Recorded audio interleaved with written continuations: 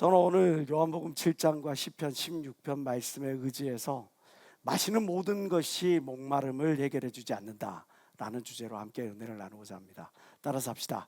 마시는 모든 것이 목마름을 해결해 주지 않는다. 여러분, 성령 받은 사람들의 가장 큰 특징이 뭘까요? 하나님을 믿지 않았다가 하나님을 알게 되고, 죄인인 줄 몰랐다가 예수 안에서 죄인인 것을 고백하고, 그리고 예수의 보혈로 말미암아 내가 하나님 백성이 됐고 하나님 자녀가 되었다는 사실을 깨닫는 사람들, 이런 사람들에게서 나타나는 가장 큰 특징이 뭘까요? 말이 바뀐다? 맞아요. 행동이 좀 거룩해진다, 경건해진다? 맞아요. 어떤 사람이 말 지지리도 안 듣다가 성령 받고 나니까 순종 그렇게 하더라? 맞아요. 근데 성령 받은 사람들에게 있어서 나타나는 가장 큰 특징이 뭐냐? 그것은 바로 기쁨이라고 하는 거죠. 성령 받고 내가 하나님 자녀가 됐고 내가 죄에서 노임을 받고 영생이라고 하는 것들이 내게 주어진 것을 아는 순간에 우리 모두가 기쁨이라는 것들이 있어요. 그래서 성령 충만한 사람들의 단아의 특징이라고 한다면 기쁨이라고 말할 수 있죠. 오늘 본문에서 그것을 이야기해 주는 겁니다. 나를 믿는 자는 성경의 이름과 같이 그 배에서 생수의 강이 흘러나리라. 하나님을 믿는 자들은 그 뱃속에서 그 심령 깊은 곳에서 기쁨의 강이 흘러넘치고 믿는 사람만 박수며 하나님께 영광을 돌리시기 바랍니다. 갈라디아서 5장에 사도 바울이 성령의 9가지 열매를 이야기를 하는데요, 그 첫 번째 열매가 하나님의 속성인 사랑입니다. 그리고 뒤에서 나오는 열매가 뭐냐? 희락, 기쁨이에요. 성령으로 말미암아 성령으로 충만하게 되면, 성령의 인도함을 받게 되면 하나님의 속성인 사랑이 우리 가운데서 나타나게 되는 것이고, 우리는 원래 하나님의 자녀가 아니었기 때문에 우리 안에는 시기가 있습니다, 미움이 있습니다, 다툼이 있습니다, 증오가 있습니다, 분노가 있습니다. 그런데 그 모든 다 없어지고 성령의 열매로 말미암아 사랑이라고 하는 열매가, 내게서는 나올 수 없는 사랑이라는 열매가, 용서라는 열매가 내 안에서 나온다는 거죠. 근데 그게 끝이 아니라는 거예요. 성령으로 충만해지면 나타나게 되는 강력한 은혜가 있으니 그게 뭐냐? 바로 기쁨이 우리 가운데 넘쳐나게 된다. 오늘 시편 16편 11절 이 말씀 가운데, 이 시편 16편에 다윗의 믹담이라고 하는 표제어가 붙어 있어요. 믹담이라고 하는 말의 원어는 철의 색이다, 도장 찍다라고 하는 말에서 만들어졌어요. 다시 말해서 다윗의 믹담이라고 하는 의미는 다윗이 여러분들에게 너의 마음판에 새기고 이 말씀을 그 중심 삼아 살아가라 라고 하는 의미인 거죠. 우리가 마음판에 새겨야 될 말씀이 뭡니까? 11절에 주께서 생명의 길로 내게 보이시리니, 너에게 하나님께서 생명의 길로 인도하시리니, 주님 앞에는 기쁨이 충만하고 주의 우편에는, 성경의 우편이라고 하는 의미는 주님의 통치하시는 영역, 주님이 인도하시는 영역, 주님이 함께 하시는 영역을 의미합니다. 주님이 통치하시고 주님이 함께 하시고 주님이 다스리는 그곳에는 영원한 즐거움이 있나이다 말씀하라는 거죠. 주님 앞에 기쁨이 충만하고 주님이 다스리는 곳, 주님과 함께하는 곳, 주님이 인도하는 곳에는 영원한 즐거움이 있다. 이것을 너희 마음판에 새기고 살아가라라고 하는 겁니다. 그러니까 주와 함께하는 것이 곧 생명길이고 주와 함께하는 것이 기쁨길이라고 말하는 것이 바로 다윗이 우리에게 전하고자 하는 마음판에 새겨야 될 말씀인 거죠. 요한복음 2장에 보면 우리가 잘 아는 놀라운 기적의 드라마가 나옵니다. 예수님께서 첫 번째로 행하셨던 이적과 기적이었죠. 어떤 기적입니까? 가나의 혼인잔치에서 물이 변하여 포도주가 되는 바로 그 사건입니다. 그런데 2장 11절을 이렇게 기록하고 있어요. 예수께서 이 처음 표적을 갈릴리 가나에서 행하여 그 영광을 나타내심에 제자들이 그를 믿으니라. 근데 여기서 우리가 주의 깊게 살펴봐야 될 것이 있습니다. 뭡니까? 예수님께서 가나의 이 혼인잔치에서 물이 변하여 포도주로 바뀐 이 사건을 기적이라고 표현하지 않고 이적이라고 표현하지 않고 표적이라고 표현하고 있어요. 기적과 이적은 미라클, 이건 어떤 사건을 통해서 하나님이 얼마나 위대하시고 하나님이 얼마나 전지전능하신가를 드러내는 바로 그것을 의미해요. 반면에 사인이라고 하는 이 표적이라고 하는 것은 그 이적과 기적을 통해서 하나님이 전하시고자 하는 메시지가 무엇인지를 우리에게 교훈하고자 하는 것이죠. 갈릴리 가나에서 이 표적을 행하셨으니 라고 하는 말씀은 예수님의 이 첫 번째 표적을 통하여 하나님께서 너희에게 가르치고자 하는 그 의미는 이라고 하는 것을 여러분들이 받아들이면 돼. 그러면 갈릴리 가나의 이 혼인지 잔치에서 예수께서 우리에게 전하고자 하는 메시지는 뭐였을까? 유대인들의 풍습 가운데 하나는 뭐냐? 그것은 포도주가 없으면 기쁨이 없다라고 하는 거예요. 혼인잔치는 기쁨의 잔치죠. 포도주가 없어 결국 기쁨이 없는 잔치가 되는 거예요.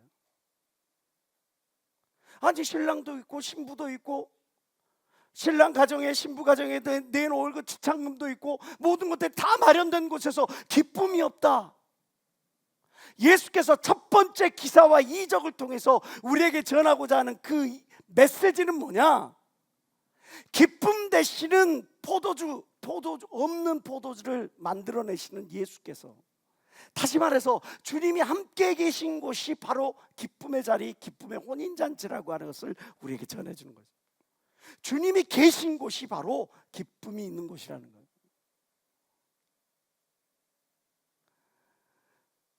이 사건을 통해서 요한복음의 15장은 우리에게 이런 말씀을 주십니다. 내가 이것을 너희에게 이름은 내 기쁨이 너희 안에 있어 너희 기쁨을 충만하게 하려 하며, 너희가 내 안에 있고 내 말이 너희 안에 있으면 무엇이든지 구해라. 그러면 너희가 열매를 많이 얻으리니 너희가 풍성한 열매로 인하여 하나님께 영광을 돌릴 수 있을 것이다 라고 말씀하면서 뭐라고 이야기하냐? 너는 열매로 기뻐하지 말고 내 말이 이루어진 것으로 인하여 기뻐하라. 제자들이 밖에 나가가지고 예수님의 가르침을 받고 곳곳에 마을로 돌아다니면서 예수를 증거한 다음에 거기서 귀신을 쫓고 병든 자를 고치고, 그리고 나서 돌아와서 예수께 이야기를 합니다. 예수님, 스승님, 내가 스승님의 가르침에 따라서 나가서 복음을 전하고 그리고 병든 자를 고치고 귀신을 쫓았는데 그대로 되더이다. 내가 이렇게 무지렁뱅인데, 내가 이게 촌부인데, 내가 이게 어부인데, 내가 이게 세리인데 당신의 말씀을 듣고 따랐더니 내가 능력을 행하고 당신처럼 내가 병든 자를 고치고 귀신을 쫓아낼 수 있게 됐나이다. 그리고 기뻐 돌아오는 그 제자들에게 예수께서 뭐라고 말씀하십니까? 너희에게 이런 능력이 나타난 것 때문에 기뻐하지 말고 너희의 이름이 저 하늘나라 생명록에 기록된 것으로 인하여 기뻐하라. 이 말씀이 전하는 것은 우리의 삶에 어떤 열매가 있음으로 인하여 드러나는 어떤 결과가 있음으로 인하여 그것 때문에 기뻐하지 말고 너희가 지금 하나님과 동행함으로 말미암아 동행함의 증거가 나타남으로 인하여 기뻐하라 말씀하는 거죠. 예수 안에 참 자유가 있고 예수 안에 참 기쁨이 있는 걸 믿는 사람만 박수며 하나님께 올리시기 바랍니다. 신명기 31장 8절 말씀을 제가 청년부 올라오기 전에 하나님께서 저에게 감동 주신 이 말씀이에요. 근데 이 말씀이 제 평생에 정말 이 말씀처럼 저를 인도하시는 그 말씀이에요. 여호와 그가 너의 앞서 행하시고, 하나님이 너의 앞에 가셔서 너의 모든 길을 평탄케 하시고 예비하시고, 그뿐만 아니라 너를 홀로 두지 아니하시고 너를 내버려 두지 아니하시고 너를 관망만 하시고 방임하여 두지 아니하시고 오히려 너와 함께 하사 너를 떠나지 아니하시고 버리지 아니하시니 너는 두려워 말라 놀라지 말라. 너희 안에 평강 가운데 기쁨의 길을 걸어갈지어다. 이것이 오늘날 저에게만 주시는 말씀이 아니라 예수 그리스도와 함께하기를 원하는, 예수 그리스도의 말씀을 따르기를 원하는 여러분들 모두에게 주어진 하나님의 약속인 걸 믿는 사람만 박수며 하나님께 올리시기 바랍니다. 하나님이 내 앞서가시면서 내 모든 길을 평탄케 하신다는 거예요. 하나님이 나와 함께 하시면서 나의 모든 어려움과 고충을 다 듣고 그 모든 것들을 다 응답하신다는 거예요. 얼마나 기쁘고 감사합니까? 내가 성령으로 동행하고 내가 예수의 말씀을 따르고 그때마다 하나님께서 주시는 놀라운 은혜, 그때마다 주시는 하나님의 놀라운 능력, 이것 우리가 깨달아 알면 알수록 기쁨이 넘치고 감사가 넘칠 수밖에 없는 거죠. 지금 이 자리에 한 자매가 있어요. 우리 청년부의 막내 같은 자매예요. 이 자매가 집이 오산이에요. 근데 고등학교 3학년인데 이 자매가 고등학교 3학년 때부터 이 자매가 중고등부 서울 중고등부 오는 거예요. 말씀을 사모해서 은혜를 사모해서 예배를 사모해서 올라오는 겁니다. 올라와서 말씀으로 은혜 받고 내가 이제 내 생각과 내 뜻 버리고 하나님 말씀대로 살아가겠다 다 마음 다 잡고 그러고 그렇게 은혜 가운데서 믿음 가운데 살아가는 거예요. 이제 고3이니까 이제 입시를 봐야 되잖아요. 원서를 썼어요. 원서를 썼는데 자기 아이를 좋아하니까 난 유아교육과를 가야겠다. 그래서 유아교육과 두 군데에다가 또 원서를 넣고 유아교육과 두 군데에다가 원서를 넣는데 또 사람이 또 그렇잖아. 그쵸? 거시기 한 거죠. 그래서 사회복지학과에다 거기도 전망이 밝다고 그러니까 사회복지학과에다 네 군데에다 또 원서를 딱 써놨어. 유아교육과는 안정지원, 하향지원을 딱 해놓고 사회복지학과는 그래도 이게 경쟁률이 세니까 좀 그렇게 해가지고 좀 높은 데다 이렇게 딱 해놨어. 결과가 어떻게 됐을까요? 안정지원한 데는 다 떨어지고 오히려 상향지원한 것은 다 붙었어. 그 자매가 제 앞에서 이렇게 고백을 합니다. 사람이 자기 길을 계획할지라도 그 걸음을 인도하시는 이는 하나님이시다. 내 생각에는 내가 아이들도 좋아하고 내 생각에는 하향지원이니까 안전빵이겠거니 했거든요. 근데 그것들은 다 하나님께서 무시하시고 더 좋은 길로 더 미래가 있는 곳으로 오히려 그 문을 활짝 열어놓은 걸 믿는 사람만 박수며 하나님께 얻으시기 바랍니다. 어느 날 인천에서 예배를 드리는 날이었어요. 그래서 제가 이 노량진 교육관에서 예배를 드리는데 뒤에서 예배를 드리는데 갑자기 어떤 한 자매가 눈이 확 들어와요. 저 자매를 만나야겠구나. 하나님 왜 저 자매를 만나라고 무슨 이야기를 하시는데 내 말에 하나님께서 내 입에 무슨 말씀을 주신 것도 아니고 그 자매의 사정에 대해서 아는 것도 아니고 뭐 전혀 모르는데 저 자매를 만나야겠구나. 예배가 끝나면 저 자매를 불러야겠구나. 그 자매에게 무슨 말을 해야 될지 그거에 대해서 막 이렇게 하고 있는데 이제 일단 하나님의 감동 따라서 예배가 끝나서 성도들 갈 때 여러분들 갈 때 잘 가요 할렐루야 승리합시다 이렇게 인사해주고 보내는데 그 자매를 붙들고 애기 엄마를 붙들고 손을 붙잡고 나하고 좀 이야기 좀 해야 돼. 뭔 이야기인지 모르는데 나하고 좀 이야기 좀 해야 돼. 내가 뭘 알겠어요. 성령께서 인도하시는데 내가 뭐 입을 말씀을 주셨어야지. 그래서 아니 하나님이 자매하고 무슨 이야기를 좀 하래. 내가 잘 모르겠어. 그러니까 이야기 좀 해. 이 자매도 황당하죠. 당혹스럽죠. 그러고 있는데 그 자매가 사람들이 다 끝난 다음에 저한테 이야기를 합니다. 사실은요 제가 거듭해서 꿈을 꾸고 있어요. 갑자기 꿈속에 사업장에 어떤 이상한 그런 것들이 와가지고 그 사업장을 막 무너뜨리는 또 어려움을 당하는 회방이 되는 그런 꿈들을 거듭 꿔서 내가 이것 때문에 내가 어떻게 해야 될지 몰라가지고 내가 그것 때문에 마음을 전전긍긍하고 있었어요. 하나님께서 그 자매를 사랑하셔서 하나님께서 그 자매를 보호하시려고 지금 앞에 닥쳐져 있는 모든 문제를 그 위험을 그로부터 그에게 구원함을 보내는 사인을 보냈는데 근데 정작 그 구원함에 쌓인 하나님의 그 사인을 보았어도 들었어도 그거에 대해서 해석을 못하고 있으니까 전전긍긍하시니까 저를 불러서 너가 가서 그 꿈을 해석해줘라. 너가 가서 내가 너와 함께하는 것을 알게 하고 그의 마음에 평강을 심어줘라, 기쁨을 심어줘라, 감사를 심어줘라 라고 말씀하시는 거죠. 그래가지고 그 자매, 이것 때문에 하나님께서 자매를 만나러 그러신 거다. 지금 자매의 꿈이 예사롭지가 않아. 하나님께서 역사하시려고 하니까 마귀도 역사하는 거야. 그러니까 하나님의 축복이 바로 앞에 다가왔으니까 이 문제를 이 악한 마귀에게 놀아나지 말고 미혹되지 말고 넘어지지 말려면 기도로, 작정 기도함으로 이것들을 준비해야 돼. 그렇게 해가지고 작정 기도를 시키고, 그때부터 오늘 마지막 날이에요.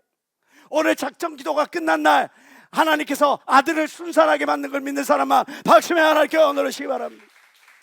아들을, 건강한 아들을 순산케 만드시는 거예요. 빌립보서 2장 13절에 너희 안에서 행하시는 이는 하나님이시니 자신의 기쁘신 뜻을 위하여 너희로 소원을 두고 행하시나니.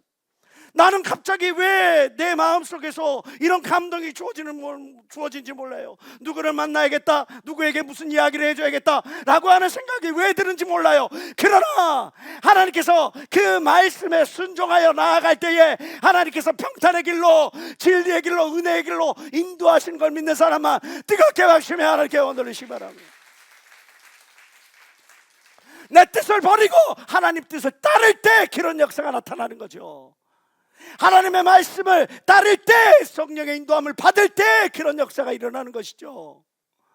또 이런 일이 있습니다. 어떤 그 집사를 만납니다. 그 집사를 만나면서 제 입이 간질간질합니다. 성령께서 무언가를 이야기를 합니다. 그런데 제가 그거를 참지 못하고 그에게 툭 이야기를 뱉습니다. 어떤 집사님, 하나님께서 내게 감동을 주시는데 사람을 조심하래요. 사람을 너무 믿지 말아요. 사람은 믿음의 대상이 아니고 총기당 목사님께서 말씀하신 것처럼 사람은 사랑의 대상이래요. 사람을 너무 믿지 말아요. 그렇게 경고하고, 그러고 나서 2주 있다가, 몇 주? 2주, 날짜로 따지면 불과 14일밖에 되지 않는 그날 2주 후에 그를 만나는데 그가 그런 이야기를 합니다. 목사님, 사실은 제가 아주 믿었던 사람들, 그 사람으로부터 사람을 소개받았는데 그 사람이 자기를 도와주면 내가 어떻게 하겠다고 간을 빼주고 쓸개를 빼주고 뭐를 다 빼줄 것처럼 그렇게 하더니까 자기도 모르게 그 사람을 도와서 이 사람도 소개시켜 저 사람도 소개시켜줬는데 나중에 알고 보니까 이 사람이 뒤로 자기가 소개시켜준 그 사람들과 짝짝꿍해가지고 무려 수억 원대의 그 모든 것들을 자기가 입을 딱 순식간에 수억 원대의 손해를 잃고 고객을 잃고 말았어. 사람 믿음의 대상이 아니야. 사람은 사랑의 대상일 뿐이라고 이야기를 하고 경고를 했음에도, 성령의 인도함 따라 공격을 했음에도 그것을 흘려트는 결과, 기도를 하는데 또 어떤 이들을 위해 기도를 합니다. 근데 강력하게 그들의 건강을 위하여 하나님께서 기도를 시킵니다. 그러고 나서 만나서 이야기를 합니다. 괜찮아? 저 괜찮습니다. 그래, 괜찮으면 됐지. 기도를 하는데 또 기도를 하나님께서 사인을 주십니다. 건강에 대해서 사인을 주십니다. 전 괜찮아? 건강을 위해서 하나님께서 기도를 시키시는데 전 괜찮습니다. 건강 이상 없습니다. 또 기도를 하는데 또 하나님께서 건강을 위해 기도를 시키십니다. 진짜 괜찮은 거 맞아? 그러면서 그들이 그 검사를 받았더니 병원에서 그 결과가 나왔는데 생각하지 못하는 그런 결과가 나오는 겁니다. 겉봐, 하나님께서 미리 그 주용들을 통해서 사인을 주실 때 그 말을 흘려듣지 말았어야지. 그러나 지금이라도 늦지 않았으니 이제부터라도 몸 관리하면 건강하게 하나님의 영광을 드러낼 수 있을 거야. 바로 이 자리에 그러한 사람들이 앉아있는 걸 믿는 사람만 박심에 하나님께 언도하시기 바랍니다. 나는 알지 못해요. 내가 무당입니까? 내가 무당이면 이 아래에 돗자리를 깔고 앉아있지 제가 여러분들하고 상대하겠습니까? 저는 무당이 아니에요. 그러나 하나님께서 성령의 감동 따라 저에게 말씀하게 하시면 그 말씀을 전할 대언자일 뿐이에요. 요즘에 참 신기한 것들을 많이 경험합니다. 저 생각도 없이 기도하다가 우리 청년들을 좀 만나야 되겠어. 이 일정도 안 맞는데 억지로 일정을 쪼개고 짜개고 해가지고 일정들을 만나면서 대신방이라고 하더라도 진행하고 있습니다. 그 대신방을 진행하면서 깜짝 놀랍니다. 어떤 사람은 인생의 큰 문제로 인해서 낙담 가운데 있고, 어떤 사람은 어떤 문제로 인해서 진짜 자살의 충동을 받고, 어떤 사람은 어떤 문제로 인해서 정말 고통 가운데 있고 인생의 소망을 잃고 그런 가운데 있을 때 그 영혼들에게 무슨 이유인지 모르는데 제 앞에서 눈물을 흘리면서 제 앞에서 그 모든 사연들을 토로해 놓습니다. 왜 그러한 사연들을 토로합니까? 사람의 영 외에는 사람의 마음을 누가 알 수가 있겠습니까? 고린도전서 2장 11절에 사람의 사정을 사람의 속에 있는 영 외에 누가 알려? 그 영은 말하는 거죠. 성령에 충만한 사람 앞에서 자기의 속사정을 다 이야기하고 나를 기도해 주세요. 이 영혼이 혼자 기도할 힘이 없으니, 이 영혼이 이 문제를 해결할 능력이 없으니, 이 영혼이 이 문제를 어떻게 이끌어가야 될지 알지 못하니 그 길을 알려주세요 라고 말하는 것 아니겠습니까? 로마서 8장 26절에 이와 같이 성령도 우리의 연약함을 도우시나니 우리가 마땅히 빌 바를 알지 못하나, 우리가 마땅히 어떻게 나아가야 될까 바를 알지 못하나, 우리가 마땅히 어떻게 말해야 될 바를 알지 못하나, 오직 성령께서 말할 수 없는 탄식으로 우리를 위하여 친히 간구하시느라 그 성령께서 하나님의 종을 통해 여러분들의 길을 인도하고 여러분들을 위로하고 여러분들에게 새 생명을 불어넣는 걸 믿는 사람은 박수며 하나님 경험을 하시기 바랍니다. 나를 알지 못해요. 내가 무슨 능력이 있습니까? 나를 알 수 없어요. 내가 감당할 무슨 그릇이나 됩니까? 그러나 하나님의 성령에 힘입어 여러분들에게 조언할 때는, 권면할 때는 그것을 사람의 말로 받지 아니하고 하나님의 말씀으로 받을 때 여러분들의 생명길로 인도받는 걸 믿는 사람만 박수며 하나님 경험을 하시기 바랍니다. 제가 총각됩니다.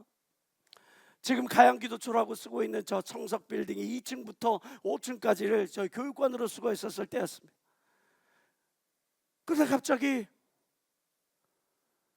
교육관을 옮기게 된 거예요. 저 5층에 칸을 하나 막아가지고 거기에 제가 쓰고 있었거든요. 거기에 그냥 전 사택도 없이 집도 없이 그냥 거기 있었던 거예요. 거기서 지냈던 거예요.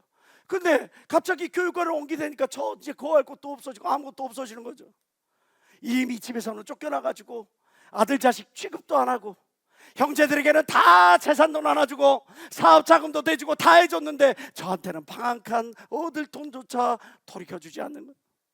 그런 상황 가운데 있다가 근데 나가야 돼. 근데 제 마음에는 평강이 넘치는 거죠. 제 안에는 기쁨이 넘치는 거죠. 제 안에는 감사가 넘치는 거죠. 왜? 나는 지금 성령의 인도함을 받고 있으니까 하나님께서 더 좋은 길로 인도하실 것이라는 그 믿음이 내 심령 가운데 강하게 확신으로 들어차 있는 거예요. 그러고 나서 새벽 기도를 끝난 다음에 밖에 나갔어요. 밖에 돌아보니까 교차로라고 아름다 아시죠?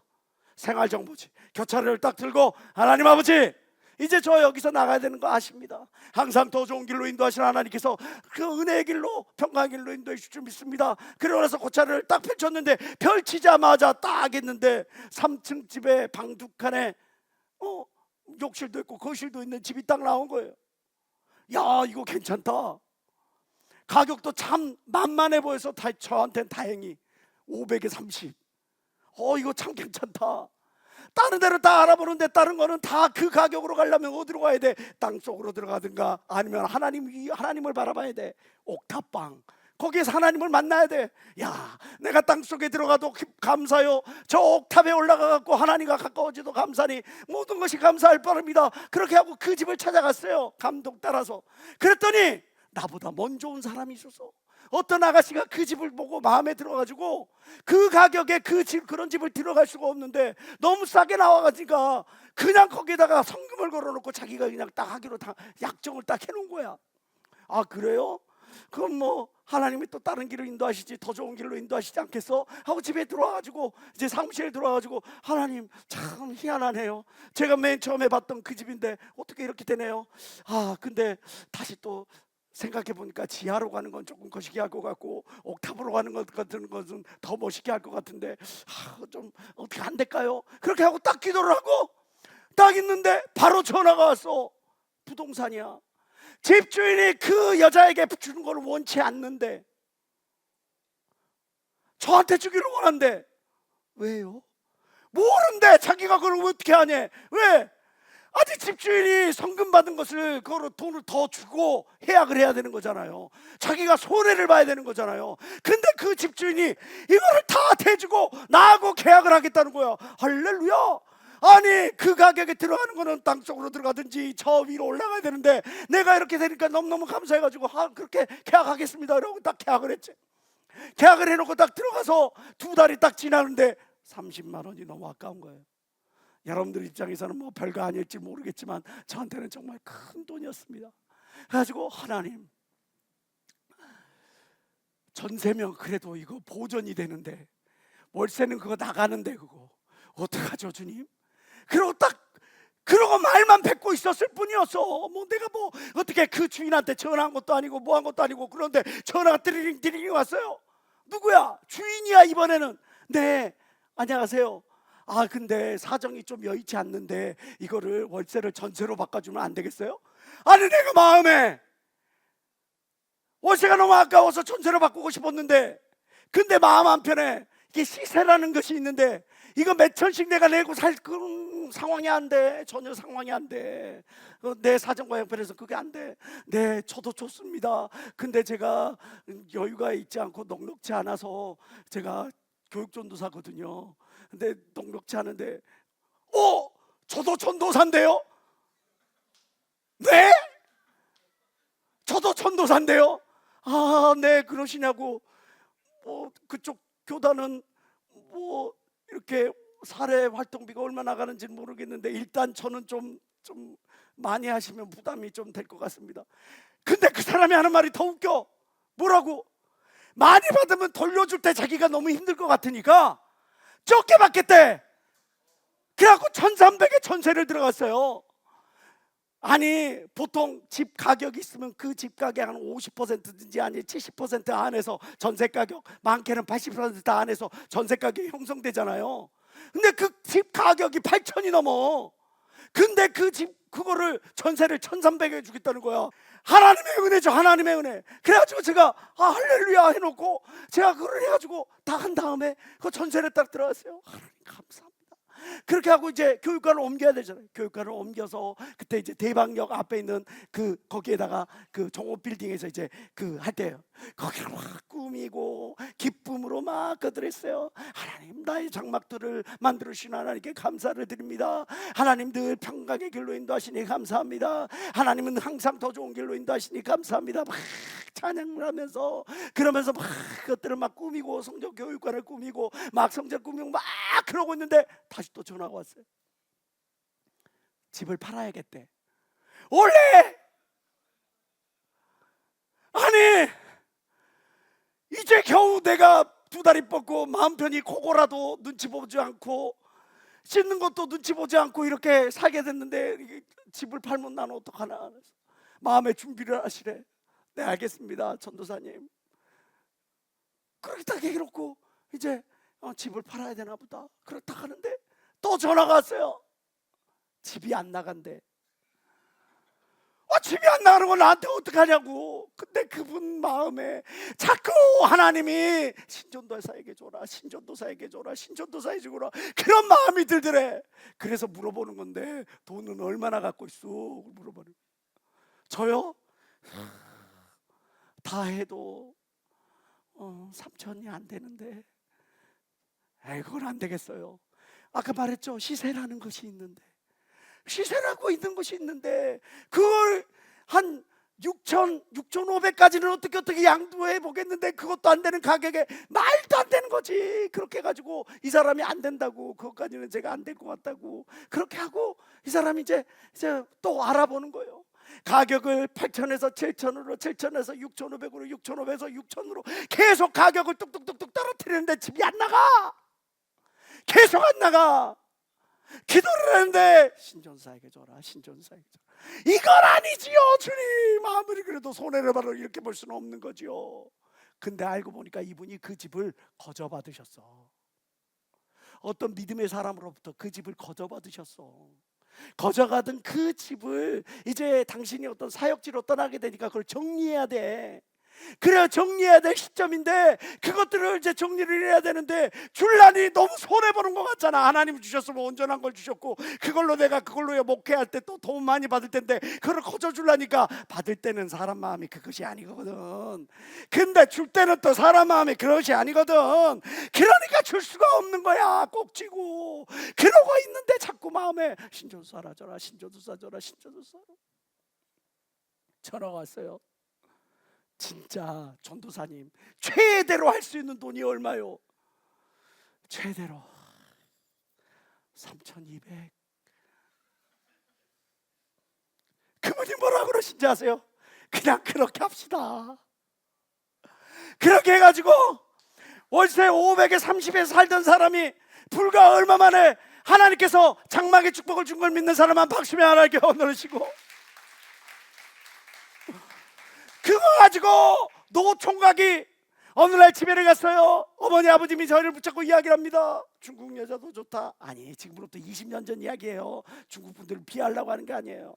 필리핀 여자도 좋다. 몽골 여자면 어떠냐. 잠깐만 좀 가라오. 그렇게 하셨는데 하나님께서 그 집을 예배하시더니 또 하나님께서 또 사람을 예배하셔가지고 그렇게 결혼까지 인도 안 받는 걸 믿는 사람아 박수며 하나님께 원하시기 바랍니다. 루키에 보니까 모압 여인 루릇이 그의 시어머니 나오미와 함께 그 고향 땅을 떠나옵니다. 시어머니가 자기 남편도 잃고 자기의 두 아들도 잃고 그 며느리 둘과 함께 모압 땅을 떠나올 때 그 어머니 혼자 그 고향 땅으로 따라가는 그 모습을 보니까 너무나 마음이 아파가지고 자기가 같이 따라가는 거지요. 같이 따라가서 그 나오미 옆에서, 나오미가 뭐 할 수 없어요. 나이가 많이 먹어서.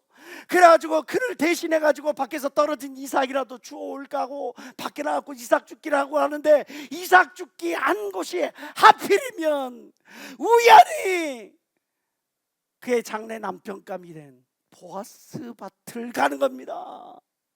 이게 과연 우연일까요? 이게 과연 어쩌다 그렇게 된 걸까요? 그게 아니에요.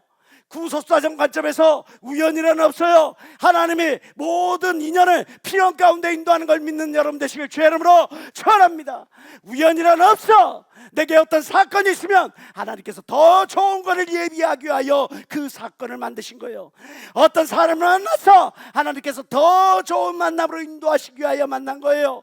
여러분들을 위로해주고 여러분들을 위해주고 여러분들을 축복해주는 사람뿐만이 아니라 가시와 같은 사람, 찔러대는 사람, 괴롭히는 사람, 번민하게 만드는 사람, 그 사람을 통해서 여러분들이 하나님 앞으로 나아가게 되는 거니까 이 모든 것도 하나님의 예비하심의 결과인 걸 믿는 사람만 박수며 하나님께 원하시기 바랍니다.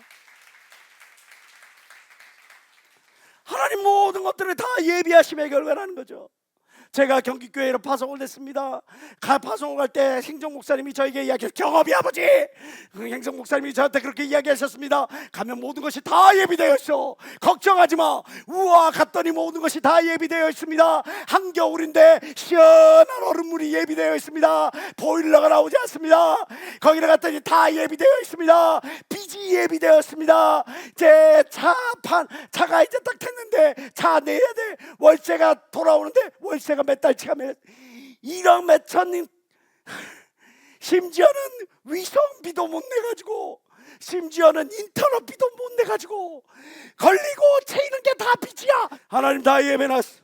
이 모든 것들, 이 사건, 이 만남, 이 모든 것들, 사람들, 이 모든 것들 하나님이 더 큰 축복을 주기 위하여 예비해 놓은 하나님의 장치야, 하나님의 무대야, 하나님 무대 설정이야. 그러나 하나님께 기도를 했어요. 하나님 아버지, 당장 일꾼이 필요합니다. 일꾼 좀 보내주십시오. 일꾼 좀 보내주십시오. 집에 들어가지도 아니하고, 집도 없었죠. 뭐 사무실에서 있었으니까 무슨 집이 있어요. 뭐 방에서 잠도 자지 않고 단에서 이렇게 하면서 하나님, 사람 좀 보내주십시오. 기도를 하는데 하나님께서 사람 주는데 브리스길라 아굴라가처럼 그렇게 충성하고 그렇게 저를 돕는 그런 부부들이 저를 돕기 시작하는 거예요. 그뿐만이 아닙니다. 하나님께 간절히 구합니다. 하나님, 이렇게 날마다 채이는 게 빚인데 하나님 어떡하면 좋습니까? 이 문제를 해결해 주십시오. 그러고 간절히 기도하는데 하나님께서 그 모든 문제를 다 해결해 주시고 성전을 트고 교육관을 얻고, 나중에는 그 교육관 예배당, 그 성전 예배 장소를 다 차지하지 못해가지고 어디로 갔냐? 주민센터를 빌려서 예배를 드린 걸 믿는 사람만 박수며 하나님께 원하시기 바랍니다. 구할 때마다 어김없이 하나님께서 채워주셨다, 이 말씀이에요. 사도행전 17절에 정말 큰 위로와 힘을 주는 말씀이 나옵니다. 인류의 모든 족속을 한 혈통으로 만드사 온 땅에 거하게 하시고 저희의 연대 수명을 전하시고 거주의 경계를 하나셨으니, 27절 다 같이 시작. 이는 사람으로 하나님을 혹 더듬어 찾아 발견케 하려 하심이로되 그는 우리 각 사람에게서 멀리 떠나 계시지 아니하도다. 더듬어 찾아 발견케 하십니다. 이 말은 하나님을 더듬어 찾기만 해도 만날 수 있다는 거예요. 왜? 우리 각 사람에서 멀리 떠나 있지 않냐? 바로 내 옆에서, 바로 내 앞에서 모든 길을 예비하시고 바로 내 옆에서 나와 함께 하시는 그 하나님이 저와 여러분의 아버지 하나님을 믿는 사람만 뜨겁게 박수며 하나님께 올리시기 바랍니다. 더듬어 찾기만 해도 만날 수 있는 그 하나님이 바로 옆에 계시고 앞에 계시는데 어디 가서 하나님을 찾냔 말이에요. 왜 낙담하고 절망하느냔 말이에요. 왜 그 자리에서 널브러져 있냔 말이에요. 하나님은 살아계시고 그 살아계신 하나님이 저와 여러분을 사랑하는 걸 믿는 사람은 두 손 들고 아멘. 그 하나님 우리 하나님입니다. 제가 이 차를 지금 끌고 다니는 그 전 차입니다. 운전대만 잡으면 이상하게 불안합니다. 운전대만 잡으면 이상하게 초조해집니다. 아, 이거 웬일일까? 무슨 일일까? 그러고 나서 운전을 하고 나가는데 이게 무슨 차가 이상이 있는지 싶어서 저희 교회에 있었던 그 청년에게 물어봤어요. 그 청년은 20년이 넘도록 중고차를 매매했던 아주 전국에서 알아주는 중고차 매매왕에 이 친구한테 물었더니 기름이 새는 것도 없고 엔진에 문제도 없고 그리고 나서 또 뭐 다른 문제가 없는데 왜 그러실까요? 하는 거예요. 저희 장인어른이 오랫동안 버스 운전도 하시고 택시 운전도 개인 택시도 운전하셨던 그런 분이라 장인어른께 물어봤어요. 아, 아버님, 이 차가 어디가 뭐 떨리는 것 같고 좀 그러는데 그 괜찮은가 좀 봐주세요. 이렇게 보고 저리 보는데 괜찮은데 아무 이상 없는데 아니 근데 내 마음은 불편해. 아니 근데 내가 마음은 불편해. 내가 성령의 인도 안 받는데 내가 사람 말을 들어야 되나? 아, 하나님의 감동 따라가야 될지. 그래가지고 리프트를 해가지고 이 차를 정비소에다 맡겨가지고 다시 면밀 검색해서 면밀하게 검사할 필요도 없어. 차를 띄워놓고 보니까 세상에 바퀴 안쪽이 다 너덜너덜해져 있는 거예요. 바퀴 하나만 너덜너덜해진 것이 아니라 바퀴 4개가 다 너덜너덜해져 있는 거예요. 밖에서 보기에는 괜찮아. 기름 새는 것도 없어. 엔진에 이상이 있는 것도 없어. 시동이 꺼지는 것도 없어. 그런데 이 타이어가 안쪽이 바퀴가 너덜너덜해졌으니 언제 어느 시점에 바퀴가 파스가 나서 교통사고를 날 수 없는 그런 상황인 거예요. 하나님께서 내 종아 깨어라, 정신 차려라. 너 지금 사고의 위험에 직면해 있느니라. 너 빨리 돌이켜서 그 차에서 내려라. 그 차를 점검해라. 그 감동을 저에게 주시니까 그 감동 따라서 이것들을 했더니 하나님께서 생명길로 인도하시는 거죠. 저는 믿습니다. 하나님이 제 앞길을 인도하신다는 사실을 저는 믿습니다. 저는 믿습니다. 하나님께서 더 좋은 길로 인도하신다는 사실을 믿습니다. 저는 믿습니다. 하나님께서 항상 더 좋은 길로 저와 여러분들을 예비하신다는 그 사실을 믿습니다. 그런 믿음이 여러분들이 이 모두에게 있을지어다. 저는 꿈을 자주 꾸는 사람이 아니에요. 근데 꿈을 꾸면 하나님께서 그 꿈을 통해서 항상 이끌어 가시는. 욥기서 33장 15절과 16절 말씀 잘 알고 있죠, 여러분들. 사람이 침상에서 졸며 깊이 잠들 때나 꿈에 밤의 이상 중에 하나님께서 사람의 귀를 여시고 인치듯 교훈하시나니 말씀하고 있잖아요. 어느 날 꿈을 꾸는데 하나님께서 총희장 목사님을 만나게 하신 거예요. 저분이 누구야? 알고 보니까 유명하신 부흥강사님이야. 그 부흥강사님이 저를 가르치고 있는 거예요. 신기하기도 하다. 그런데 그 꿈속에 만났던 그 목사님이 신학교를 만들어서 신학생도들을 모은다는 사실을 알고 제가 이 신학교를 들어오게 된 거죠. 목포에서 한참 19살에 개척해가지고 한참 재미나게 성도들 부흥해가지고 거기서 하고 있는데 하나님께서 서울교회로 가라는 꿈을 주십니다. 내가 서울교회로 갈 일이 없는데, 나 지금 여기 목회 잘 되고 있는데, 성도들 물어나고 있는데 내가 왜 서울교회를 가야 되지? 근데 하나님께서 저를 또 서울로 인도하라 하시는 겁니다. 그 중고등부를 잘 이끌어가고 있는데 하나님께서 청년부를 가라는 꿈을 주십니다. 제가 운전대를 잡고 청년들을 이끌어가는 꿈을 꾸십니다. 참 이거 신기하네. 이거 무슨 꿈입니까? 하나님께서 청년부로 인도하시는 겁니다. 청년부와 교육부서를 이끌어가고 있는데 하나님께서 저 어디 조그마한 교회를 가는 꿈을 꾸게 하십니다. 참 신기하네. 하나님께서 나로 하여금 준비하게 하시는 것보다. 그렇게 딱 생각을 하고 있을 때 어김없이 하나님께서 경기교회로 인도하시는 겁니다. 경기교회에서 목회를 재미있게 즐기게 성도들과 함께 하나님의 나라를 세워가면서 하고 있는데 하나님께서 또 꿈을 주십니다. 서울로 가라, 교육부로 가라, 청년부로 가라, 크리스마스 끝난 다음에 가라. 거듭 하나님께서 꿈으로 인도하시니까 내가 크리스마스 끝난 다음에 청년부로 오는 거다 했더니 하나님께서 2022년 1월 4일에 청년부로 발령한 걸 믿는 사람만 박심의 하나님께 원하시기 바랍니다. 어느 날은 제가 청년 사람들을 막 가르치고 있는 거예요. 이게 뭔 꿈인가 했더니 어느 날 갑자기 목사님께서 저한테 너 신학교에서 강의해. 그래가지고 20대 신학교에서 교수가 된 걸 믿는 사람만 박심의 하나님께 원하시기 바랍니다.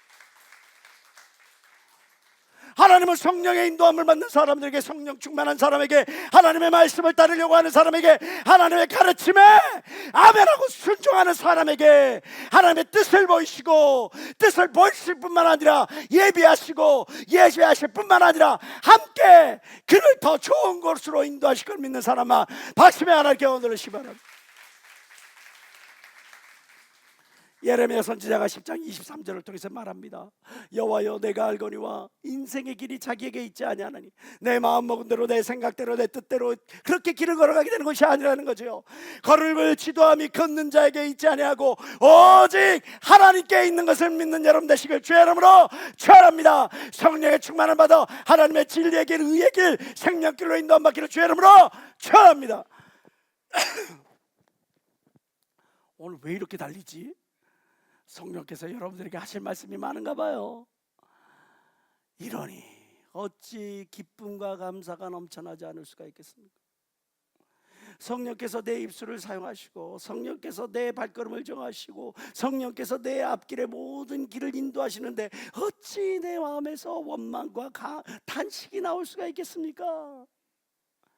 하나님과 함께하는 사람에게는, 성령 충만한 사람에게는 기쁨밖에 없는 거예요. 감사밖에 없는 거예요. 아멘하고 순종하는 일만이 그것이 성령 충만함의 참된 열매가 아닐까요? 제가 그제에서 기도를 하는데, 하나님, 우리 청년부에 일꾼이 필요합니다. 우리 청년부에 사람이 필요합니다. 하나님, 저를 도와서 청년부 부흥을 이루고 하나님의 나라를 확장시키고 이 교단의 미래를 준비할 그런 일꾼들이 필요합니다.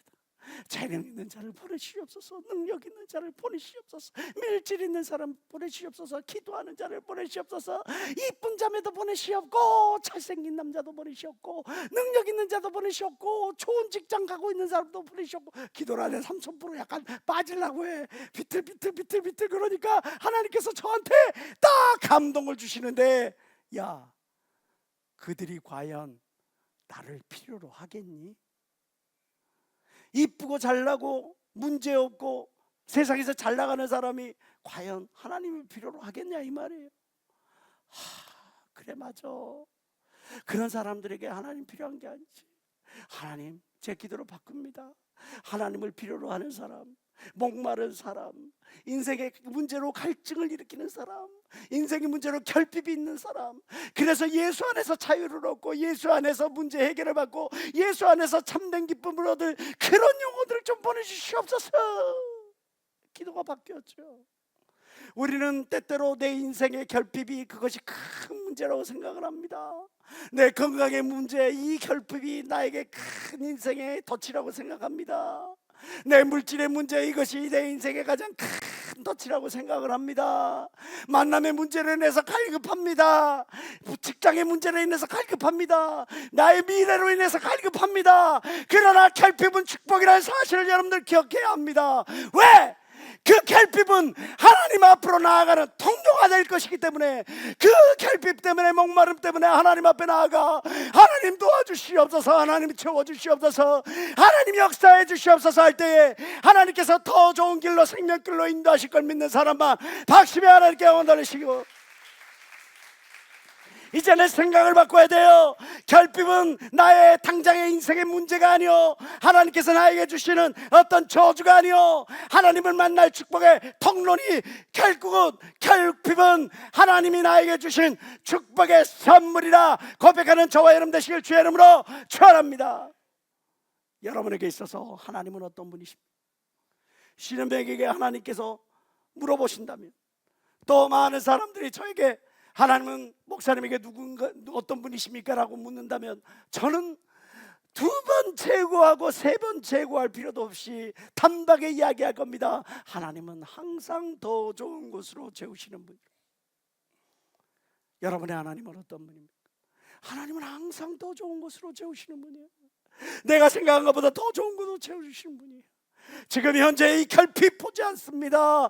하나님께서 더 좋은 걸 예비하실 것이기에 지금 현재 내 문제 보지 않습니다. 여기에 걸리지 않습니다. 하나님께서 더 역사하실 것이기에 지금 현재 이 우겨싸움을 당한 이 상황 때문에 내가 낭망하지 아니할 것입니다. 왜? 하나님은 항상 더 좋은 것을 주시는 분이기 때문에. 사도행전 13장 52절에 그렇기 때문에 사도들이 핍박을 당하고 고통을 당하고 죽음 가운데 놓였을 때에도 그들이 기쁨과 성령이 충만할 수 있었던 겁니다. 이사야서 12장에 이사야 선지자는 이렇게 고백을 합니다. 보라, 하나님은 나의 구원이시라. 내가 의리하고 두려움이 없으리니 주 여호와는 나의 힘이시며 나의 노래시며 나의 구원이시라. 그러므로 너희가 기쁨으로 구원의 우물들에게서 물을 기르리로다 고백을 하고 있어요. 그러나 여러분들 기억하셔야 돼요. 지금 이 이사야가 당면한 현실은 녹록지가 않습니다. 평탄한 삶, 평안한 삶이 아닙니다. 하나님께서 이사야 선지자를 들어 쓰실 때 저 북이스라엘은 곧 있을 전쟁으로 말미암아 저 아시리아라고 하는 제국에 의해서 멸망당할 바로 그 즈음입니다. 아시리아라는 제국에서 북이스라엘이 멸망당하면 이제 숭망치 아니라 이가 없으면 잇몸 홀로 그 추위를 경대해야 되는 거예요. 남유다 홀로 저 모든 메소포타미아에 있는 제국과 저 밑에 있는 애굽 제국으로부터 우겨싸움을 당해서 고통을 당하는 그런 상황이 오는 거예요. 그러나 위정장들은 썩었어요. 백성을 위하는 마음도 없고 하나님을 섬기는 그런 신실한 신앙도 없는 가짜들이에요. 그러한 상황 가운데서 이사야가 고백을 합니다. 뭐라고? 보라, 하나님은 나의 구원이시라. 그러므로 너희가 기쁨으로 구원의 우물들에게서 물을 기르리로다. 내 앞에 심판과 고난이 예비되어 있다 할지라도 하나님께서 반드시 역전케 하실 것이니, 하나님께서 반드시 더 좋은 길을 인도하실 것이니, 하나님께서 반드시 나를 구원하실 것이니 내가 그 기쁨 가운데서 구원의 우물들에서 물을 기르리로다. 내가 성령의 인도함을 받으면, 내가 하나님의 말씀을 따라가면, 하나님의 가르침에 순종하면, 그러기 때문에 그 하나님을 믿는 믿음으로 말미암아서 내 심령 가운데 기쁨이 솟아나는 겁니다. 어느 자매가 꿈을 꿨어요. 꿈속에 자기가 친구들과 함께 노래방을 갔답니다. 노래방을 가가지고 신나게 노래를 부르고 대머리를 짤짤짤 미치며 짠짠짠 하고 막 이렇게 놀았어요. 그러다 보니까 예배 시간을 늦어버렸네. 이야, 예배 시간에 늦었다 어떡하냐 이러고 헐레벌떡하고 딱 왔더니 단에는 이미 종이장 목사님께서 설교를 하고 계시고 자기는 이제 예배 시간 끝날 때쯤 와갖고 뒤에서 쭈삣쭈삣거리고 있는데 그걸 놓치는 총회장님이 아니시오. 그러니까 늦게 온 사람들 다 불러대는 거예요. 너 이리 나와, 너 이리 나와, 너 이리 나와. 그래가지고 예배 시간에 늦은 사람이 딱 섰어. 그러고 나서 하나씩 물어보시는 거예요. 뭐라고? 오늘 설교 뭐라고 했냐? 들은 게 있어야지. 들은 게 없는데 무슨 이야기를 해? 쭈뼛거리면서 어떤 사람은 딴 이야기를 합니다. 어떤 사람은 저런 이야기를 합니다. 근데 그 자매가 자기도 모르게 자기 입에서 성경은 만병통치약입니다 그러고 딱 깼대. 이게 뭔 꿈이냐? 그러면서 자기가 그 이야기를 해요. 목사님, 제가 요즘에 무슨 이유인지 하나님을 만난 그런 기쁨도 사라지고 어느 순간부터 예배의 감격도 이게 느껴지지 않고 지금 이런 상황인데 목사님 어떻게 하면 좋습니까? 바로 자매의 그 질문에 대해서 하나님께서 해답으로 그 꿈을 보여주신 것이요. 네?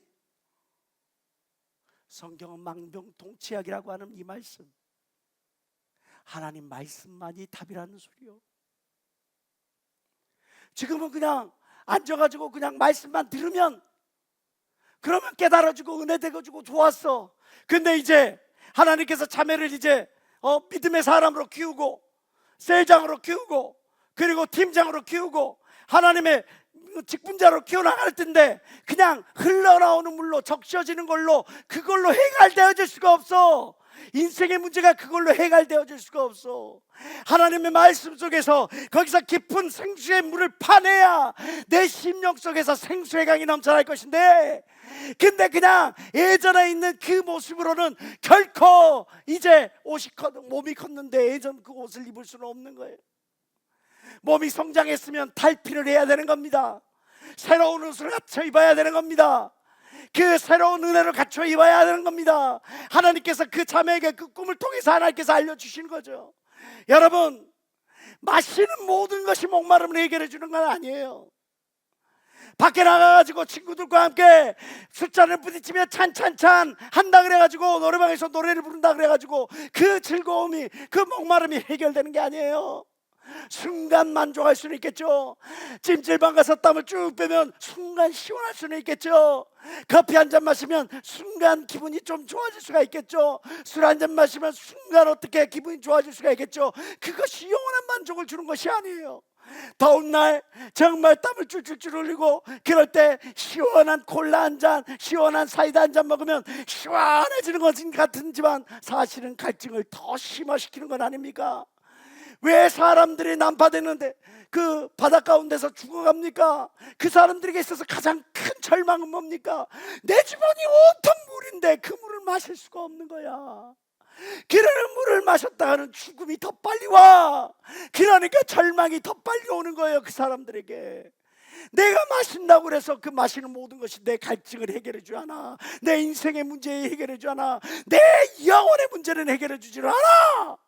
그렇기 때문에 우리가 은혜 가운데로, 하나님의 말씀 가운데로 더 나아가야 되는 겁니다.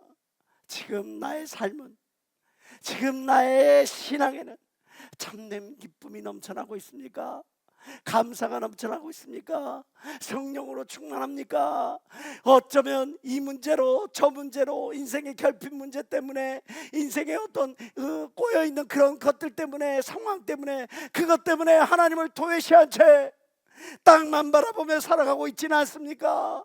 나를 억누르고 짓누르는 그 문제 앞에서 한탄하며 탄식하면서 절망 가운데 살아가고 있지는 않습니까? 여러분들의 영혼의 배터리는 지금 충만한 상태입니까? 완전 충전된 상태입니까? 아니면 방전되어서 언제 꺼질지 모르는 위태위태한 상태는 아닙니까? 이사야서 26장 10절은 말씀하고 있습니다. 악인은 은총을 입을지라도 의를 배우지 아니하며 정직한 땅에서 불의를 행하고 여호와의 위엄을 돌아보지 아니하는도다. 하나님의 은혜를 아무리 맛보았어도, 하나님의 함께 하심을 아무리 맛보았어도 하나님의 말씀을 따르려고 하지 않은 게 악인이라는 거예요. 하나님 앞에 불의함을 행하는 것이 악인이라는 거예요. 하나님께 영광 돌리며 살지 않는 것이 악인이라는 거예요. 하나님이 내가 너와 함께하는 걸 너 어떻게 그렇게 빨리 잊을 수 있니? 내가 너를 도와준 거 어떻게 그렇게 빨리 잊을 수 있니? 내가 너와 함께했던 모든 그 시간들, 추억들을 너는 왜 그것들을 너무나 쉽게 잊어버리고 지금 너 앞에 놓여있는 그 당장의 문제 때문에 이렇게 나의 마음을 아프게 할 수 있니? 로마서 14장 17절을 통해서 사도 바울은 우리가 무엇을 지향해야 되는지를 말씀해주고 있습니다. 하나님의 나라는 먹고 마시는 것이 아니라 하나님의 나라, 하나님의 통치, 하나님과 함께하는 삶을 살아가는 사람들은 먹고 마시고 누리고 즐기고 쌓아 올리고 이렇게 하는 것들이 너의 지향점이 되어서는 안 돼. 진실로 하늘을 바라보고 영생을 바라보는 사람은 성령 안에서 누리는 의와 평강과 희락을 향해 나가야 돼. 하마르티아, 죄라고 하는 것은 관역에서 빗나가는 화살이라고 하는 뜻입니다. 우리가 죄가 눈으로 범죄해서 죄가 아니고, 입술로 범죄해서만이 죄가 아니고, 손발로 범죄해서만이 죄가 아니라는 거예요. 목표를 잃어버린 것이 죄예요. 하나님의 말씀을 따라가지 못하는 것이 죄예요. 인생의 목표와 인생의 방향을 잘못 잡은 것이 죄예요. 참된 기쁨이라는 건 뭡니까? 내가 정말 Jesus, obedience, 그런 내가 삶의 중심되는 예수 안에서 그분의 말씀을 순종하고 그리고 그분의 가르침을 따라 그 말씀을 이루고자 하는 그 열망을 가지고 살아가는 것, 이것이 참된 기쁨이라고 하는 거예요. 내가 무엇을 얻었습니까? 물건을 샀습니까? 기쁩니다. 한정판 무너서 얻었습니다. 기쁩니까? 내가 만남의 축복을 얻었습니까? 기쁩니까? 내가 집을 얻었습니까? 기쁩니까? 이 모든 것은요, 제한적입니다. 유통기한이 있습니다. 어느 시간이 지나면 그 좋았던 기억, 그 좋았던 추억, 이 모든 것들도 다 지나가고 말아요. 그러나 삶의 중심 되신 예수 안에서 그의 말씀과 가르침을 따르고 그리고 그 열망을 품고 달려갈 때 내 심령 안에서 그 흐르는 생수의 강이 흘러 넘쳐서 나의 발걸음을 이끌어가는 겁니다. 요한복음 4장 14절에 내가 주는 물을 먹는 자는 영원히 목마르지 아니하리니 내 주는 물은 그 속에서 영생하도록 솟아나는 샘물이 되리라. 하나님의 말씀을 따라가면 내 심령 속에서 영생하며 솟아나는 샘물이 될 것이니, 지금 나의 인생의 방향이, 내 인생의 목적이 제대로 설정되어 있는지 확인해 봐야 되지 않겠습니까 여러분? 사도행전 20장에 우리가 잘 아는 사도 바울은 이렇게 고백합니다. 보라, 이제 나는 심령의 매임을 받아 예루살렘으로 가는데 거기서 무슨 일을 만날는지 알지 못하느니라. 오직 성령이 각성에서 내게 증거하여 결박과 환난이 나를 기다린다 하시나 나의 달려갈 길과 주 예수께 받은 사명 곧 하나님 은혜의 복음을 전하는 일을 마치려 하면은 나의 생명을, 나의 목숨을, 나의 가진 모든 것을 조금 더 귀한 것으로 여기지 아니하노라. 이 고백을 할 수 있었던 것은 무엇입니까? 그 믿음의 고백은 하나님이 나를 인도하신다는 확실한 믿음이 있었기 때문에, 확신이 있었기 때문에, 하나님께서 더 좋은 길로 인도하신다는 확실한 믿음이 있기 때문에 그렇게 담대한 고백을 할 수 있었던 것 아닙니까? 저와 여러분들 또한 지금 나에게 처해진 환경 때문에, 나에게 처해진 그 상황 때문에 낙담하거나 좌절하거나 절망하는 것이 아니라 이 확신으로 말미암아, 믿음의 증거로 말미암아 담대히 고백하고 담대히 승리하며 싸워나가는 저와 여러분 되시길 주의 이름으로 축원합니다. 믿음의 발자취를 남기시는 저와 여러분 되시길 주의 이름으로 축원합니다. 시편 107편 9절 다 같이 읽어봅시다. 시작. 저가 사모하는 영혼을 만족케 하시며 줄인 영혼에게 좋은 곳으로 채워주시리로다. 내가 하나님을 사모합니다. 하나님, 나의 목마름을 채워주시옵소서. 내가 하나님을 사모합니다. 내가 주를 위하여 의의 병기로 쓰임받게 하여 주시옵소서. 내가 하나님을 사랑합니다. 내가 하나님의 영광을 위한 거룩한 제사를 드릴 수 있게 도와주시옵소서 하는 그런 모든 영혼들에게 하나님께서 더 좋은 것으로 채워주신다는 거죠. 내 삶의 우선순위가 분명하면, 내 삶의 가치가 분명하면, 내 삶의 목적과 방향이 분명하면 그런 차마다 하나님께서 더 좋은 것으로 채워주실 걸 믿는 사람만 박수며 하나님께 원 돌리시기 바랍니다. 마시는 모든 것이 목마름을 해결해 주지 않습니다. 목이 마르다고 소금을 들여 부어봐야 더 갈증은 더 심해질 뿐입니다. 내가 목마르고 인생의 문제 때문에 공고해서 술에 빠지고 여자에 남자에 빠지고 마약에 빠지고 또 게임에 빠지고 도박에 빠지고 이러한 것들을 내가 해본들 잠시 잠깐 내게 어떤 기쁨과 만족을 주는 것 같지만 그것이 영원하지 않고 오히려 그것이 더 인생을 피폐하게 만들고 고통스럽게 만든다는 사실을 여러분들은 기억해야 합니다. 비타민 D가 부족해지면 인생에, 내 몸에 이런 반응 저런 반응들이 계속 쌓입니다. 그러나 결정적으로 중요한 것이 있는데 질병에 대한 면역력과 저항력을 잃고 맙니다. 비타민 D를 얻을 수 있는 방법은 오직 하나, 햇볕을 쬐는 것밖에 없습니다. 햇볕을 쬐어야 내 몸 안에서 면역력과 저항력이 생겨날 수 있는 겁니다. 마찬가지로 내가 인생의 성령의 충만함을 잃게 되면 영적 면역력과 저항력을 잃게 되는 겁니다. 그래서 죄에 빠지는 겁니다. 미혹에 빠지는 겁니다. 유혹에 빠지는 겁니다. 자그마한 결핍에도 에고 하면서 탄식과 한탄 속에 인생을 허비하게 되는 겁니다. 그러나 영원한 빛이 되신, 생명의 빛이 되신 하나님 앞에 나와 그 빛을 쬐게 되면 그 치료하는 광선이 나와서 내 심령을 치료하고 내 약해진 육신을 치료하고 내 무너진 그 가정의 문제, 사업의 문제, 만남의 문제, 모든 문제들을 치료하여 하나님께서 여러분들을 영생의 길로 인도하실 걸 믿는 사람만 박수며 하나님께 원하시고, 디모데후서 2장 1절에 내 아들아 그러므로 내가 그리스도 예수 안에 있는 은혜 속에서 강하고 라고 말씀하고 있습니다.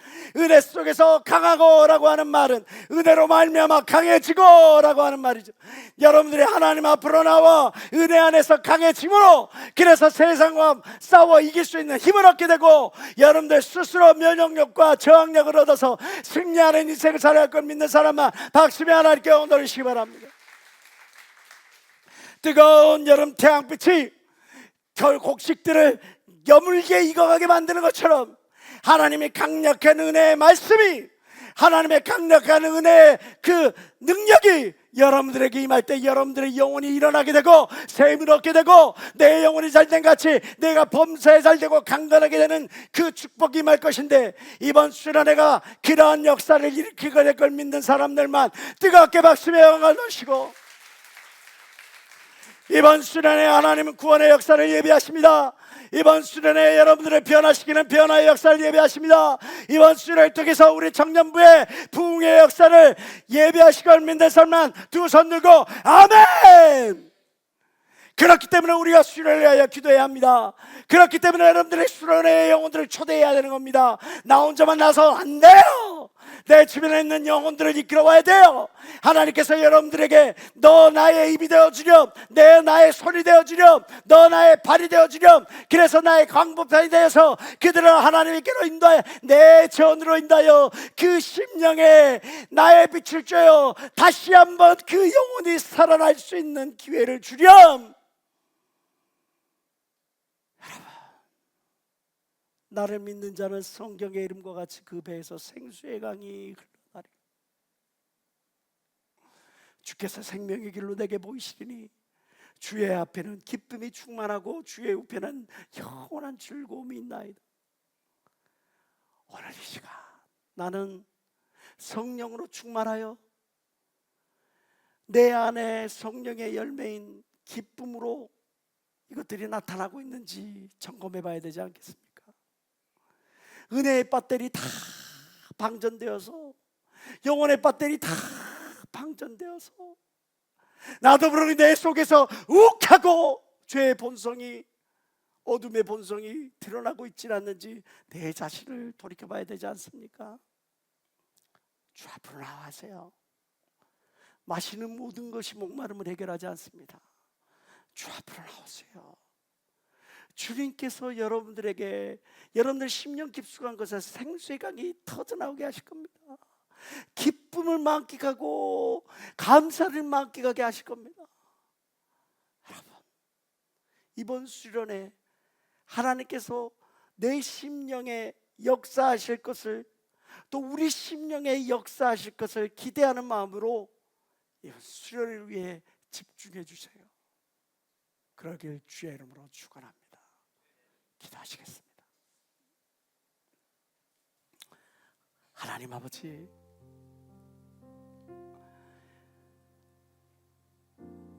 팽팽히 불어넣어진 풍선이 어느 순간 그 바람이 다 빠져 쭈글쭈글해지는 것처럼 성령 충만함으로 기쁨과 감사가 넘쳐났던 우리의 심령이 이 상황에 치이고 저 문제에 치워서 나도 모르게 기쁨과 감사를 잃어버리고 내 입술에서 원망과 탄식이 나도 모르게 흘러나오고 있지는 않은지, 내가 하나님의 은혜로 말미암아 완충되어 있는지, 아니면 하나님의 은혜를 잃어버리고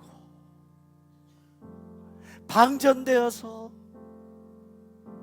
자그마한 유혹에도, 자그마한 자극에도 그것 때문에 불신앙의 고백을 하고 있지는 않은지, 이 시간 하나님의 말씀으로 우리 자신을 돌이켜보기를 원합니다. 주님 주시는 길에 생명의 기쁨이 넘쳐 흐른다는 사실을 깨닫게 됩니다. 주님과 동행하는 그 길에 하나님과 함께하는 그 축복이, 능력이 함께한다는 사실을 우리 돌이켜봅니다. 하나님,